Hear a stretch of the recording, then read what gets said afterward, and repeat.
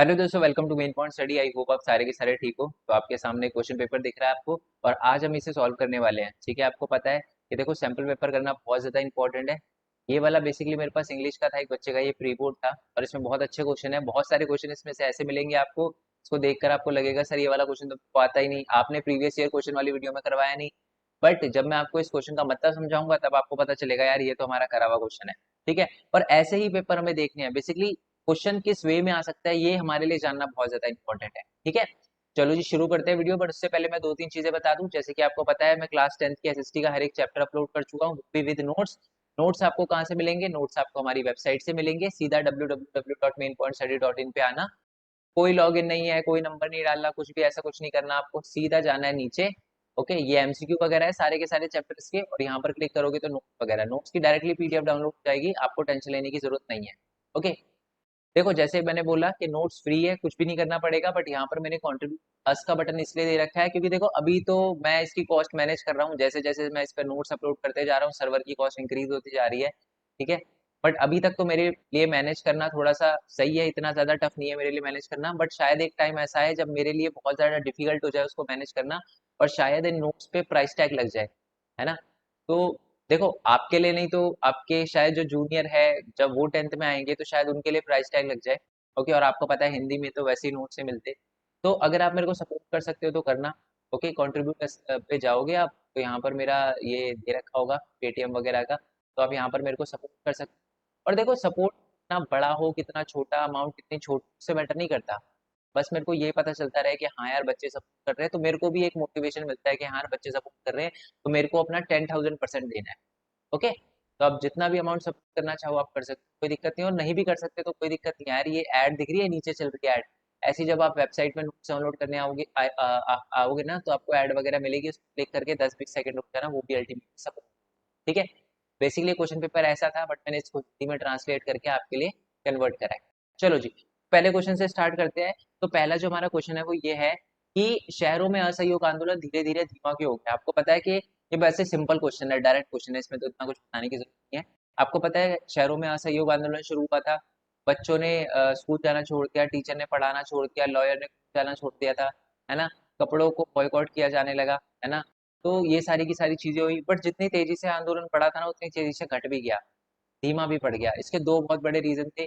पहले तो हमारे इंडियन इंस्टीट्यूशन नहीं थे, यानी हमारे इंडिया में जो स्कूल वगैरह नहीं थे, कॉलेज वगैरह नहीं थे, फिर भी सारे ब्रिटिश के अंडर थे। तो इसकी वजह से दोबारा जिन लोगों ने स्कूल छोड़ा था उन्होंने दोबारा अंग्रेजों के स्कूल को ज्वाइन कर लिया।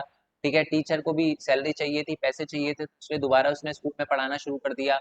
लॉयर को भी कहीं ना कहीं अपना डेली लाइफ चलानी थी, इसलिए उसने दोबारा कोर्ट ज्वाइन कर लिया। तो एक तो पहला ये रीजन था। डोंट वरी, आंसर मैं आपको दिखाऊंगा, आपके लिए आंसर भी लिखे हुए हैं हिंदी में। ठीक है, और दूसरा एक बहुत बड़ा रीजन है कि विदेशी कपड़ों को बॉयकॉट जब किया गया तो गांधी जी से पूछा गया जी विदेशी कपड़े बॉयकॉट करेंगे तो पहनेंगे क्या? गांधी जी ने बोला जी खादी पहनो, खादी आती थी महंगी, इसलिए दोबारा से लोग अंग्रेजों के कपड़ों पे शिफ्ट हो गए। और ये रहा जी इसका आंसर। पहला पॉइंट तो यही है कि खादी के कपड़े महंगे थे, जो गरीब लोग नहीं खरीद सकते थे, इसलिए असहयोग आंदोलन थोड़ा धीमा हो गया, क्योंकि बहुत सारे लोग ऐसे हैं जो खादी नहीं खरीद पाते थे, और दोबारा से उन्होंने अंग्रेजों के बनाए हुए कपड़ों को खरीदना शुरू कर दिया। दूसरा था भारतीय संस्थानों का अभाव। भारत के कोई भी संस्थान नहीं थे, ठीक है, जिसकी वजह से दोबारा से बच्चों ने जो ब्रिटिश संस्थान थे उनमें जाना शुरू कर दिया, और टीचर ने पढ़ाना वगैरह सारी की सारी चीज। ओके, नेक्स्ट क्वेश्चन, और ये मोस्ट इंपॉर्टेंट क्वेश्चन है कि औद्योगिकरण और शहरीकरण साथ साथ चलते हैं।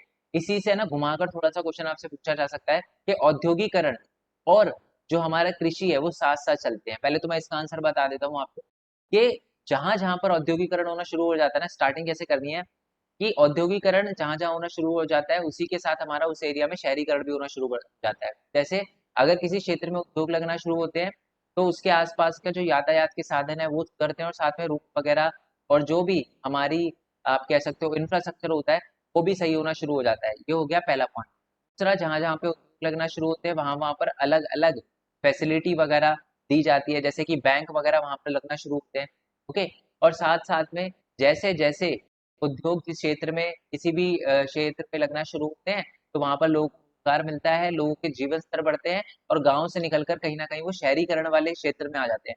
शहरीकरण में ऐसे निकल के नहीं, जैसे मान लो आपके गांव में है, गांव में उद्योग वगैरह बहुत सारे लगना शुरू हुए, सबसे पहले रोडी वगैरह बनेगी, इंफ्रास्ट्रक्चर डेवलप होगा, है ना। और साथ ही में बैंक वगैरह या बहुत सारी अलग अलग फैसिलिटी वगैरह लगना शुरू हो जाएगी आपके गाँव के अंदर, है ना। और वो धीरे धीरे शहर में बदल जाएगा।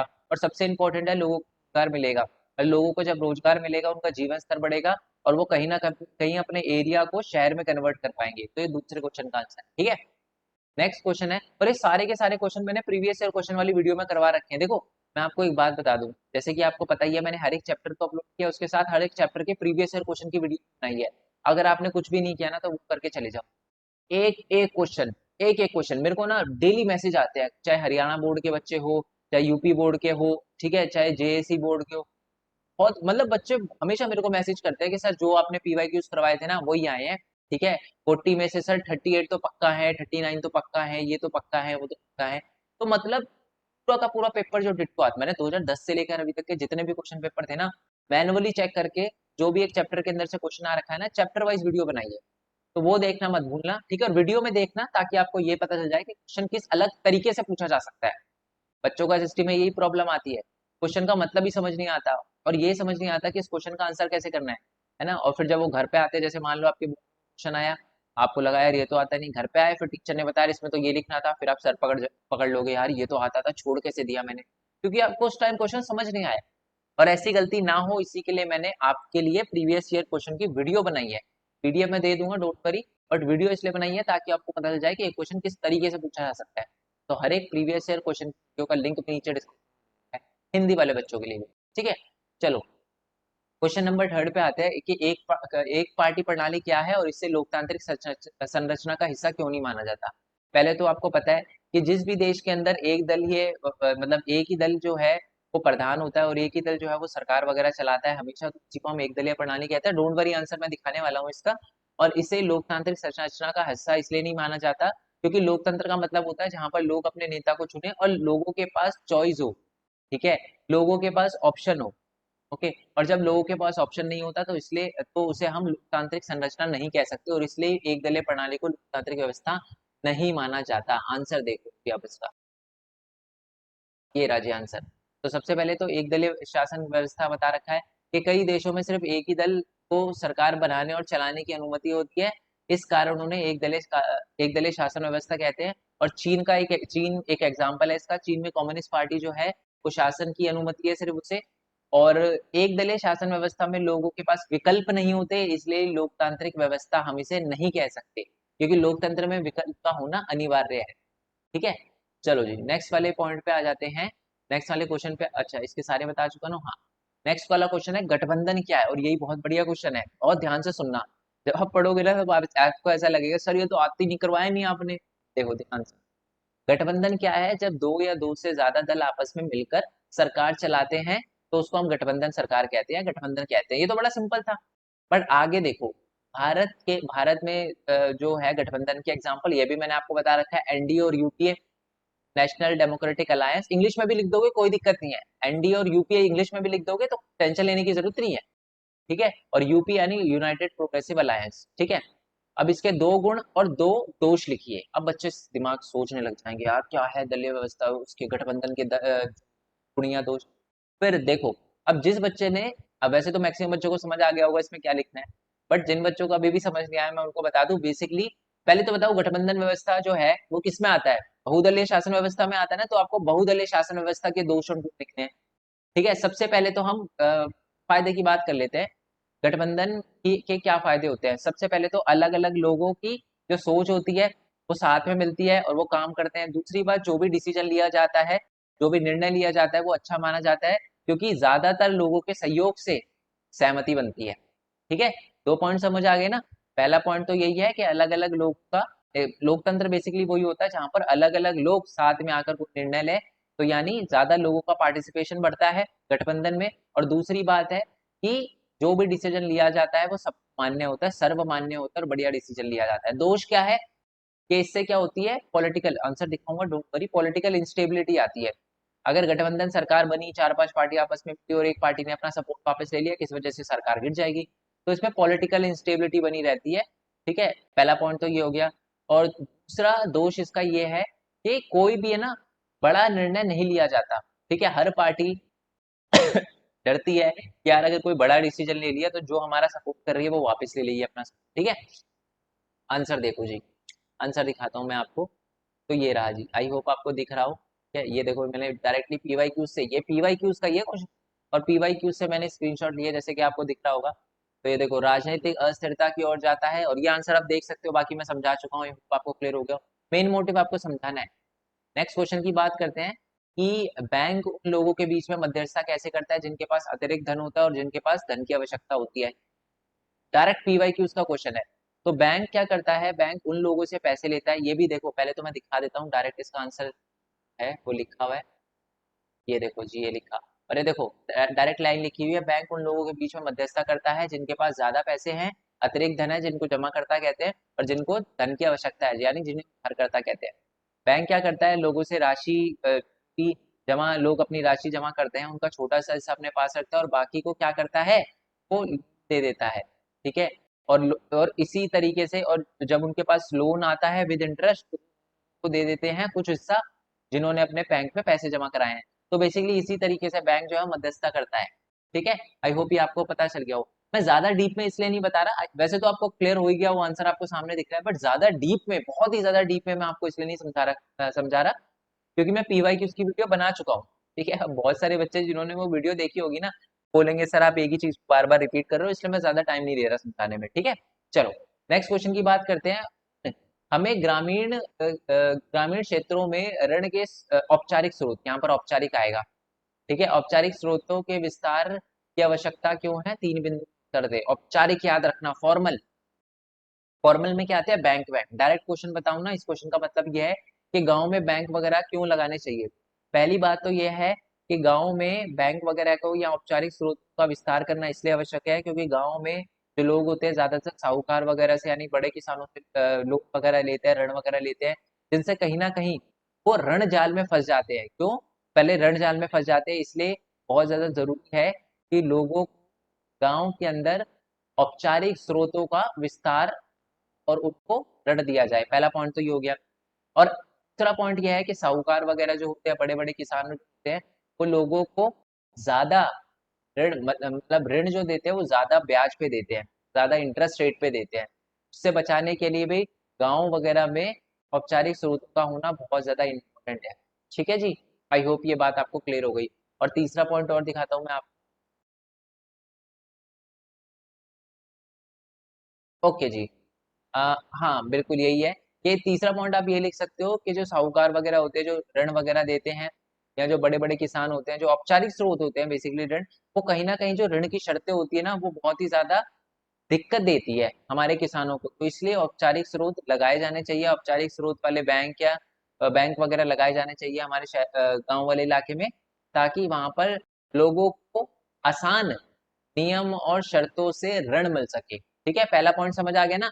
पहला है ऋण जाल से बचाया जा सके, दूसरा है कि सस्ती दरों पर ऋण मिल सके, और तीसरा है कि उनको आसान नियमों और शर्तों द्वारा ऋण मिल सके। ठीक है, जो कि उनको अनौपचारिक स्रोत में नहीं मिलते। ठीक है। चलो, नेक्स्ट वाले क्वेश्चन पे आते हैं, पैराग्राफ वाला क्वेश्चन। अब देखो, एक बात मैं आपको डायरेक्ट बताता हूँ, जब भी आपको पैराग्राफ वाला क्वेश्चन आए ना, तो एक चीज आपको बिल्कुल भी नहीं करनी, वो है पैराग्राफ को पढ़ना। ठीक है। कभी भी पैराग्राफ को पढ़ना फायदेमंद नहीं होता। ये इंग्लिश नहीं है जिसमें आप पैराग्राफ को पढ़कर आंसर बता रहे हो, ये एसएसटी है। और सोशल साइंस में ज्यादातर जो पैराग्राफ आते हैं ना, वो ऐसे होते हैं जो आपके देखे गए होते हैं। ठीक है। तो उसको आपको पढ़ने की जरूरत नहीं है।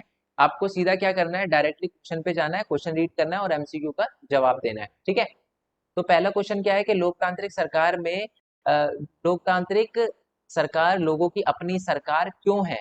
सिंपल सीधी बात है, लोकतांत्रिक सरकार लोगों की अपनी सरकार इसलिए है क्योंकि लोग अपने प्रतिनिधि खुद चुनते हैं, चुनाव करते हैं, इसलिए ही लोकतांत्रिक सरकार को की अपनी सरकार माना जाता है। इस क्वेश्चन का आंसर आपको पता होगा। बेसिकली ये वाला जो है वो हमारा, हमने पढ़ा भी था कि लोगों की अपनी सरकार, है ना, लोगों की अपनी सरकार होती है, और इसलिए इसको वैध सरकार कहते हैं। वैध सरकार वही होती है जो लोगों की खुद की सरकार होती है, लेजिटिमेट गवर्नमेंट इंग्लिश में इसका वर्ड है। नेक्स्ट वाला क्वेश्चन है, लोकतंत्र के लिए भारी समर्थन क्यों है। लोकतंत्र के लिए भारी समर्थन क्यों है, आपको पता है, मैंने बता ही दिया। ऊपर वाला जो पैराग्राफ है बेसिकली वैध सरकार से रिलेटेड है, तो इसका आंसर भी वैध है। ठीक है। अब आप बोलोगे सर ये गुणवत्ता जो गुणवत्तापूर्ण निर्णय लेता है, ये भी बात तो सही है, यह आर्थिक विकास की सुनिश्चित करता है, चलो ये गलत है, बट सेकंड वाला पॉइंट भी सही है। देखो, सेकंड वाला पॉइंट सही है, बट इसका ऊपर वाले पैराग्राफ से ऐसा कोई लेना देना नहीं है। लोकतंत्र का भारी समर्थन होने के पीछे सबसे मेन रीजन है कि लोगों की अपनी सरकार होती है, यानी वैध सरकार होती है ना। पैराग्राफ इसलिए मैं बोल रहा हूँ, ये मैं इंग्लिश में भी वीडियो बना चुका हूँ, इसलिए मैंने पैराग्राफ पहले ही पढ़ रखा है, ठीक है। बट देखो, जैसे पहले वाले क्वेश्चन का आंसर बिना पैराग्राफ पढ़े मिल गया, और बहुत बार ऐसा होता है कि पैराग्राफ पढ़ने की जरूरत नहीं पड़ती, इसमें थोड़ी सी कंफ्यूजन हो रही है, तो इसलिए पैराग्राफ मैं आपको पढ़ने की सलाह दे रहा हूँ, वैसे पढ़ने की जरूरत नहीं पड़ती। कभी भी आप पैराग्राफ को पढ़कर क्वेश्चन को जवाब मत देना, क्वेश्चन को पढ़ के फिर अगर आपको किसी क्वेश्चन में कंफ्यूजन हो तब पैराग्राफ पढ़ना, ठीक है, क्योंकि ऐसे आप टाइम वेस्ट करोगे अगर आपने डायरेक्ट पैराग्राफ पढ़ लिया तो।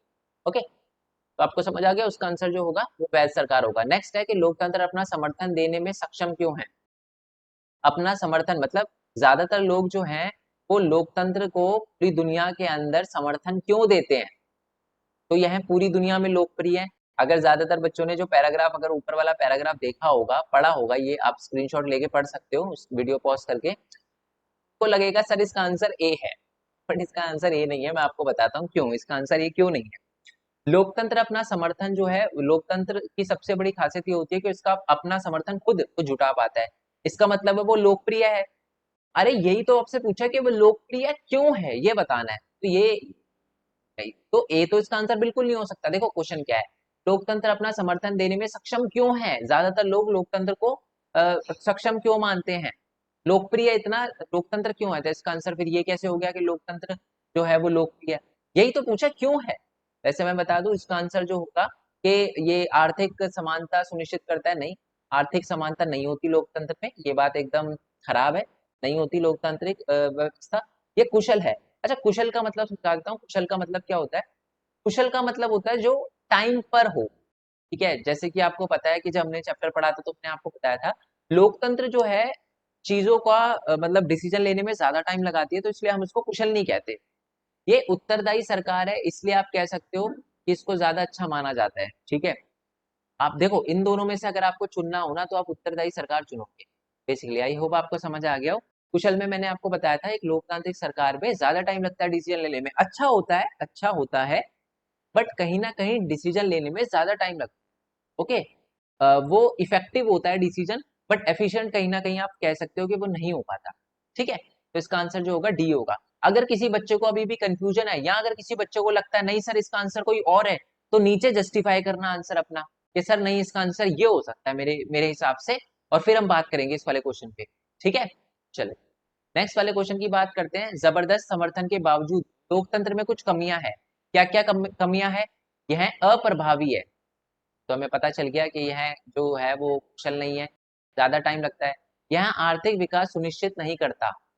आर्थिक विकास सुनिश्चित करता है, बट गैर लोकतांत्रिक सरकार में आर्थिक विकास थोड़ा सा ज्यादा तेज है, ये हमने देखा था, ठीक है। यह समाज के अलग अलग वर्गों पे के अंतर को हल करने में सक्षम नहीं है, दूसरे के मुकाबले थोड़ा सा सक्षम है, और इनमें से सभी, ठीक है। इसका आंसर आपके हिसाब से क्या होनी चाहिए, कमी क्या होती है, ठीक है। वैसे तो मैं आपको बता दूं कि ये कमी तो नहीं है, ये वाली कमी तो नहीं है इसमें से, क्योंकि मैं आपको बता दूं अलग अलग जो वर्ग होते हैं अंतर होते हैं उनमें, बट कहीं ना कहीं उनको अच्छा करने में सक्षम है सक्षम, ठीक है। तो एक्चुअल में ये तो कमी नहीं है, ठीक है, ये तो गलत लिखा हुआ है। और आर्थिक विकास सुनिश्चित करता है, ये वाला पॉइंट है, ठीक है। आई होप ये बात आपको क्लियर हो गई हो। ये भी गुण नहीं है, ठीक है, ये सॉरी ये भी दोष नहीं है, क्योंकि ये उल्टा लिखा हुआ है, ठीक है। उल्टा लिखा हुआ है, ऐसा नहीं होता। नॉन डेमोक्रेटिक गवर्नमेंट के मुकाबले ज्यादा सही है, ठीक है। डेमोक्रेटिक गवर्नमेंट यानी गैर लोकतांत्रिक सरकार से अच्छी है लोकतांत्रिक सरकार, हमारे समाज के अलग अलग वर्गों के अंतर को हल करने में, ठीक है। आर्थिक विकास सुनिश्चित करता है, ठीक है, बट इसका जो आर्थिक विकास होता है ना, वो गैर लोकतांत्रिक से कम होता है, तो इसका आंसर है बी, ठीक है। सी तो बिल्कुल भी नहीं हो सकता, इसलिए इसका आंसर जो होगा डी भी नहीं हो सकता, तो बी होगा इसका आंसर, क्योंकि हमको इन दोनों में से चूज करना है, ठीक है। अप्रभावी एक डिबेट है, बट ये तो हमें पता है कि आर्थिक विकास सुनिश्चित नहीं करता, नॉन डेमोक्रेटिक में ज्यादा विकास होता है, ठीक है। जो हमें डेटा से पता चला, जब हमने चैप्टर पढ़ा था तब आई होप आपको पता चली गया होगा, जब हमने चैप्टर पढ़ा था इसके बारे में आराम से बताया था मैंने। प्रतिनिधि लोकतंत्र क्या है। नागरिक उम्मीदवार को वोट करते हैं, ये होता है ना। तो नेक्स्ट है कि नागरिक चुनाव में भाग लेते हैं, ये भी सही बात है। नागरिक चुनाव के माध्यम से अपने उम्मीदवार को चुनते हैं और वह अपने से कानून बनाते हैं। यार ये तो सारी पॉइंट से लिखे हैं, इसका आंसर है डी। ठीक है, सिंपल क्वेश्चन। पैराग्राफ वाला क्वेश्चन है, बट पैराग्राफ पढ़ नहीं पढ़ेंगे हम, डायरेक्टली इस पे आएंगे क्वेश्चन पे। बहुराष्ट्रीय कंपनियां भारत में अपने कॉल सेंटर क्यों स्थापित कर रही है? ठीक है, आप इसका पढ़कर भी आंसर दे सकते हो, मैं आपको बता दूं ऑप्शन पढ़ के क्यों। मैं आपको बता दूं, इसमें ना डायरेक्टली इस पैराग्राफ में इसका आंसर नहीं दे रखा। ठीक है, अब ध्यान से सुनो। उपभोक्ता की बढ़ती संख्या के कारण, उपभोक्ता की बढ़ती संख्या तो चाइना में भी है, बट आपसे बोल रहा है कि भारत में क्यों कॉल सेंटर लगते हैं। ये तो चाइना भी हो सकता है। लचीला श्रम कानून, बहुत सारे देशों में है लचीले श्रम कानून, पर भारत में ज्यादा कॉल सेंटर क्यों है? अंग्रेजी बोलने वाले बुद्धिमान पेशेवरी, ये है सबसे इंपॉर्टेंट पॉइंट। ठीक है, अब आप ठीक है, आई होप ये आपको समझ आ गया। इनमें से सभी, वैसे तो इनमें से सभी है, बट आप अगर देखोगे ना, तो ज्यादा जो अप्रोप्रिएट पॉइंट है वो ये है, अंग्रेजी बोलने वाले बुद्धिमान पेशेवर। ठीक है, नहीं तो लग तो चाइना में भी सकती है, कॉल सेंटर ज्यादातर चाइना में भी हो सकता है, बट चाइना के अंदर ज्यादातर भाषा बोलने वाले लोग नहीं है ना। ठीक है, और कॉल सेंटर जो है वो जरूरी नहीं है कि अपने देश के लोगों को ही सर्विस देता है, वो बाहर के देश के लोगों को भी सर्विस देता है। तो इसलिए इसका जो अप्रोप्रिएट आंसर होना चाहिए वो होना चाहिए ग, यानी सी। ठीक है, समझ आया ना बेसिकली। देखो ज्यादातर कॉल सेंटर इंडिया के अंदर जो है ना, वो दूसरी कंट्री को भी सर्विस प्रोवाइड करते हैं। हमारे बहुत सारे इंडियन ऐसे हैं जो सुबह जिनका नाम जो होता है वो रमन होता है, और रात को का नाम जो है वो बिल्कुल ही टॉम स्मिथ हो जाता है। समझ रहे हो इसका मतलब रात को जब कॉल सेंटर पे बात वगैरह करते हैं, है ना, दूसरी कंट्री से कांटेक्ट वगैरह करते हैं, दूसरी कंट्री के लोगों से, तो वो कहीं ना कहीं उनको इंग्लिश बोलनी पड़ती है ना। तो वो दूसरी कंट्री के लोगों को भी सर्विस देते हैं। तो हमारी बढ़ती जनसंख्या का कोई इससे डायरेक्ट रिलेशन नहीं है, तो इसका आंसर फिर डी तो नहीं हो सकता। जब ये नहीं हो सकता तो इन दोनों में से अगर देखें तो सबसे बढ़िया अप्रोप्रिएट आंसर ये है। ठीक है, नेक्स्ट वाले पॉइंट पे आते हैं। अगर वही मैंने बात बोला कि अगर एमसीक्यू में आपको लगता है कि सर इसका आंसर कुछ और होना चाहिए, तो जस्टिफिकेशन नीचे चाहिए मेरे को कमेंट में। ठीक है, नेक्स्ट क्वेश्चन है कि चीन में उत्पादकों का निर्माण किया जाता है। ये तो बड़ा सिंपल है, सस्ता कच्चा माल। चीन में सबसे सस्ता कच्चा माल है, इसी के अंदर वो हमारे सस्ते सस्ते फोन बना के इंडिया के अंदर भेजता है। ठीक है, और ज्यादातर बड़ी बड़ी कंपनी के जो हेडक्वार्टर है वो भी आपको चाइना में ही मिलेंगे। बड़े बड़े मैन्युफैक्चर प्लांट इंडिया में भी बनने की बात हो रही है, बट चाइना में ही ज्यादातर है अभी।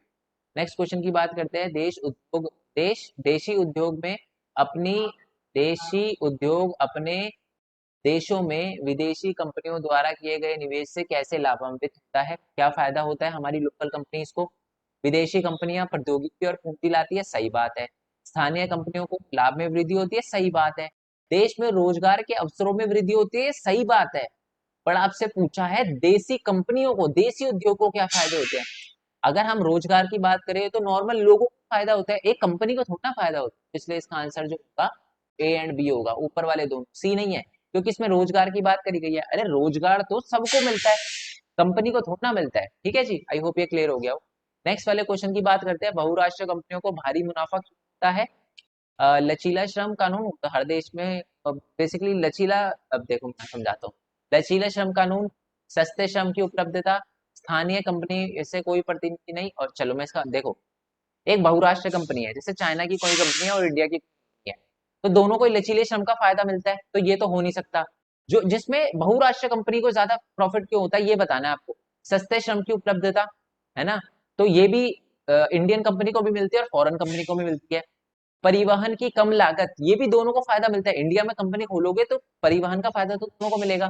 नेक्स्ट सी पॉइंट पढ़ो, स्थानीय कंपनियों से कोई प्रतिस्पर्धा नहीं, बिल्कुल ये पॉइंट है। इंडियन कंपनी और बाहर की फॉरेन कंपनी के बीच में कोई कंपटीशन नहीं है, क्योंकि उनके पास बहुत पैसा है, हमारे शायद इंडियन कंपनी के पास इतना पैसा नहीं हो पाता। फोन की कंपनी देख लो, इंडिया की कौन कौन सी phone company, 10 Indian phone company के नाम बता दो, मैं मान जाऊँ। चाइना की आप बता दोगे, फॉरेन कंपनी की बहुत सारी बता दोगे, इंडिया की आप 5 नहीं बता सकते, 3 नहीं बता सकते। क्यों नहीं बता सकते? क्योंकि शायद हम उतना कंपटीशन नहीं कर पा रहे उनसे। तो इसलिए ही जो है उनको कंपटीशन नहीं लगता, और कंपटीशन नहीं है उनके लिए, तो इसलिए वो, क्योंकि देखो चाइना के फोन देख लो, इंडिया कोई कंपटीशन ही नहीं है।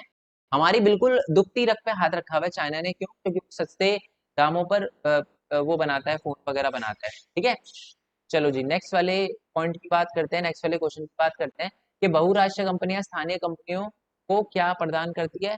तो मैं आपको बता दूं, तो बहुराष्ट्रीय कंपनियां है वो स्थानीय कंपनियों को प्रौद्योगिकी प्रदान करती है, बाजार नहीं देती, नहीं देती, श्रम नहीं देती, प्रौद्योगिकी प्रदान करती।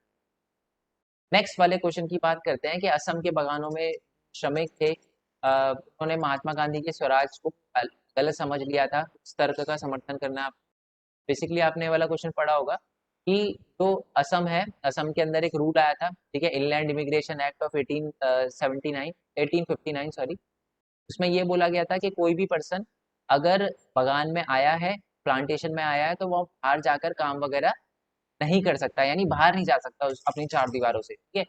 पर जब उनको पता चला कि गांधी जी ने एक स्वराज आंदोलन चलाया, तो उन्होंने गलत समझ लिया। उनको लगा कि गांधी जी है ना, गलत क्या समझा था उन्होंने, ये समझ लिया था कि गांधी जी उनकी जमीनों पर मतलब उनके एरिया के अंदर, उनके गांव के अंदर उनको जमीन देंगे, जबकि ये गलत है, ऐसा नहीं।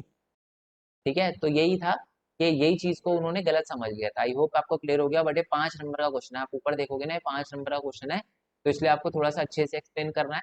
आपको पहले थोड़ा सा बताना भी पड़ेगा कि गाँव बागान के अंदर जो, और उसको पता है फिर बाद में जब वो घर की तरफ निकल गए थे, मार के वापस लाया गया था, है ना, पुलिस वालों ने पकड़ लिया था रेलवे स्टेशन पे। तो ये पूरी बात लिखनी है आपको, 5 नंबर क्वेश्चन है।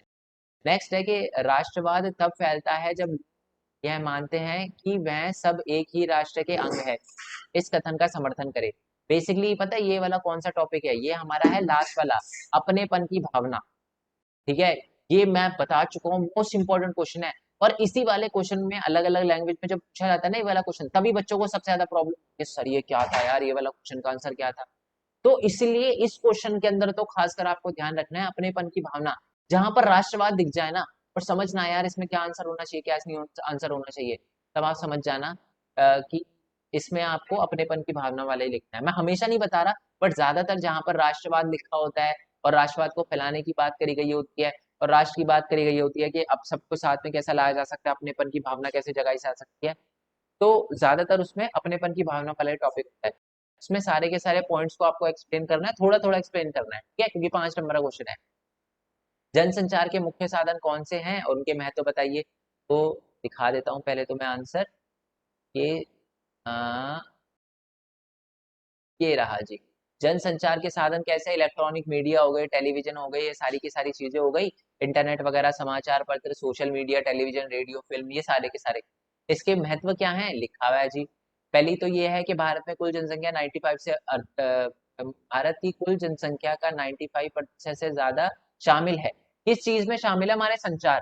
देखो हर पर्सन के पास टेलीविजन जरूर अगर ना हो, ठीक है, चलो जैसे मैक्सिमम लोगों के पास पहले के टाइम में अगर बताया, चाहे गरीब से गरीब हो, गांव में रेडियो जरूर होता, ठीक है। और रेडियो नहीं होता तो कोई दिक्कत नहीं है, उनको पता चल ही जाता है गांव के अंदर रेडियो अगर एक एक के घर में नहीं होगा, दूसरे के घर में होगा, तो इन्फॉर्मेशन फैल जाती है।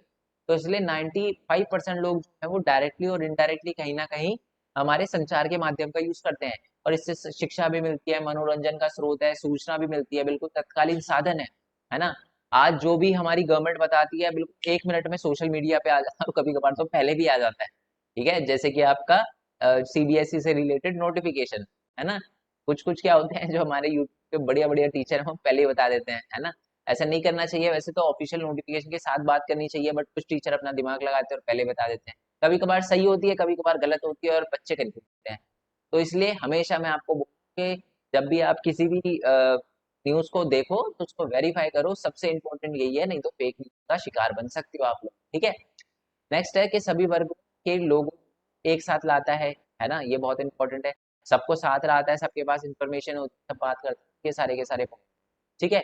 साथ कैसे लाता है, आप देखो जैसे कि एक ज्यादा पढ़ा लिखा नहीं है, एक पढ़ा लिखा है, दोनों सेम होते हैं, तो एक तरह से दोनों के पास सेम ज्ञान हो गया न्यूज को लेकर, तो ये है इसका आंसर। नेक्स्ट क्वेश्चन की बात करते हैं, और ये जो है वो सबसे इंपॉर्टेंट क्वेश्चन है। मैं आपको बता दूं जितने भी अभी तक सैंपल पेपर देखे हैं, उसमें से 80 to 90% जो सैंपल पेपर है, में से मेरे को ये क्वेश्चन हमेशा मिला है कि भारत में एक व्यापार के रूप में पर्यटन कैसे फलता फूलता रहा है। ये रहा जी आंसर इसका ऊपर। ये मोस्ट इंपॉर्टेंट क्वेश्चन है ये, कि भारत में व्यापार के रूप में पर्यटन का महत्व ये बताना है कि 3 दशकों से काफी बढ़ता है। इससे विदेशी मुद्रा का आवागमन होता है, 15 मिलियन से ज्यादा लोग हैं वो पर्यटन उद्योग में शामिल है। और इससे भारतीय हस्तशिल्प और संस्कृति गतिविधियों में भी सहायता मिलती है ना। राष्ट्रीय एकीकरण भी बढ़ावा मिलता है, ओके। और बहुत सारे लोग हमारे देश के बारे में जान पाते हैं, और बहुत सारे लोग यहाँ पर अलग अलग वजह से आते हैं, कुछ विरासत पर्यटन देखने, कुछ पारिस्थितिक पर्यटन यानी हमारे नेचर वगैरह को देखने, है ना, असम वगैरह आते हैं, सामूहिक पर्यटन को देखने, सांस्कृतिक पर्यटन को देखने, चिकित्सा वगैरह के लिए भी आते हैं। बहुत सारे पाकिस्तान भी इंडिया के अंदर आते हैं, पाकिस्तानी भी इंडिया के अंदर आते हैं। रीजन क्या होता है, वहाँ पर इलाज थोड़ा महंगा है और हमारे इंडिया के अंदर इलाज बहुत सस्ता है, तो इसलिए वो आते हैं। और एंट्री है, हर पर्सन की इंडिया के अंदर एंट्री है जो अच्छे मन से आता है। ठीक है, तकलीफ है उनको तो वो आ सकते हैं, बट गलत सोच से नहीं आ सकते आप इंडिया के, सिंपल। ठीक है, चलो क्वेश्चन नंबर 11 पे आते हैं। भारत में दिए गए मानचित्र में और चिन्हित करें तो वह साधन जहां जलियांवाला बाग की घटना हुई, ठीक है, वह स्थान जहां पर सॉरी सॉरी, क्वेश्चन दोबारा से पढ़ देता हूँ मैं आपके लिए कि जलियांवाला बाग की घटना कहाँ पर हुई। ये हुई थी हमारे अमृतसर में। अमृतसर कहाँ पर है, पंजाब में। बहुत ही इजी क्वेश्चन है, और मैं आपको बता दूं, आपको पता होना चाहिए कि मैप की वीडियो मैं बना चुका हूँ, बता देता हूँ आपको। ओके, ये मैप तो आपको करने ही करने हैं। मैं मैप की वीडियो का लिंक आपको नीचे डिस्क्रिप्शन में दे दूंगा, पहले दिखा देता हूँ आपको। ठीक है, ये रहे जी मैप के क्वेश्चन, करने ही करने हैं, मतलब मैप तो एक एक रटा हुआ होना चाहिए आपका। ठीक है, चलो जी, आई होप ये मैप का क्लियर हो गया हो। बट इससे और एक और बात बता दूं यार, हमारे डिफरेंट डिफरेंट चैनल है, जैसे कि ये मेरा ब्लॉगिंग चैनल है।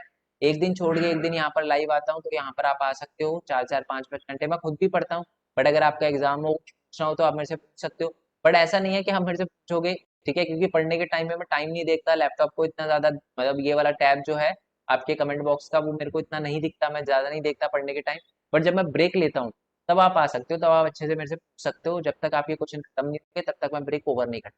ठीक है, चलो जी, आई होप ये बात आपको क्लियर हो गई हो। क्योंकि कभी कभार रिप्लाई करना मुश्किल होता है बहुत सारे बच्चों का, फोन वगैरह पे, मैसेज वगैरह पे, तो यहाँ पर आके आप डायरेक्टली मुझसे पूछ सकते हो। और वेट करना थोड़ा सा, क्योंकि कभी कभार क्या होता है, मैं अगर आंसर दे रहा होता हूँ तो आपको बाद में सुनाई देता है, वो डिले होता है, पता नहीं क्यों।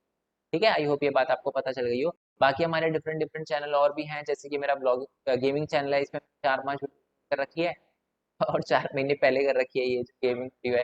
ठीक है, बट आप आ सकते हो, खेलेंगे कभी मन करेंगे, मन करेगा तो। एग्जाम के बाद तो पक्का बिल्कुल ही धमाल मचाना है इस वाले चैनल पे। पर अभी आपके एग्जाम है तो मैं भी थोड़ा अभी ये पढ़ाई पे फोकस कर रहा हूँ कि आपके अच्छे मार्क्स आए, उस पर ज्यादा फोकस है। सबसे इंपॉर्टेंट चैनल है मेन पॉइंट टेक। ठीक है, मेन पॉइंट टेक वाला जो चैनल है वो अर्निंग से रिलेटेड है, कि एक स्टूडेंट कैसे अर्न कर सकता है। मैंने यहाँ पर अलग अलग चीजें बनाई है, जैसे मैंने अभी वेबसाइट के बारे में बताया था ना, तो आप वेबसाइट कैसे बना सकते हैं मैंने ये भी बताया फ्री में। साथ में एनिमेशन वीडियो से कैसे बना सकते हैं, मैंने जोमेटो से कैसे अर्न किया 1 घंटे के अंदर। पर ही मैं डिलीवरी वगैरह नहीं करता, बट कैसे करा हूँ बताऊंगा, पता चली जाएगा, देख लेना वीडियो। मैं यूट्यूब पे कैसे पढ़ाता हूँ, सारी चीजें मैंने बता रखी। ठीक है, चलो आई होप आपको क्लियर हो गया हो। अब दोबारा से आ जाते हैं हमारे क्वेश्चन पे। कि 1920 सितंबर 1920 में कांग्रेस का राष्ट्रीय कांग्रेस अधिवेशन कहाँ हुआ था, ये आप मेरे को नीचे कमेंट बॉक्स में बताना। हिंट दे देता हूँ कि इनका जो ताल्लुकात है वो हमारे सुभाष चंद्र बोस से रिलेटेड है। ठीक है जी, चलो नेताजी से रिलेटेड। क्वेश्चन नंबर ये सी है। कलपक्कम परमाणु ऊर्जा संयंत्र कहाँ पर है। कलपक्कम, मीनमबक्कम, सेलम, ये सारे के सारे जो है अपने तमिलनाडु में पड़ते हैं। कलपक्कम जो है परमाणु ऊर्जा संयंत्र है, और मीनमबक्कम जो है वो एयरपोर्ट है, इंटरनेशनल एयरपोर्ट है, ये भी अपना तमिलनाडु में पड़ता है। मारमा गांव जो है वो हमारा समुद्री बंदरगाह कहाँ पड़ता है, ये पड़ता है अपने कहाँ पर, देखो हाँ मैंने इसकी हिंट भी बताई थी, मारमा गांव, गांव से गोवा, तो मारमा गांव जो है गोवा में पड़ता है। देखो मेरी ट्रिक से मेरे को भी याद रह रहा है, समझ रहे हो।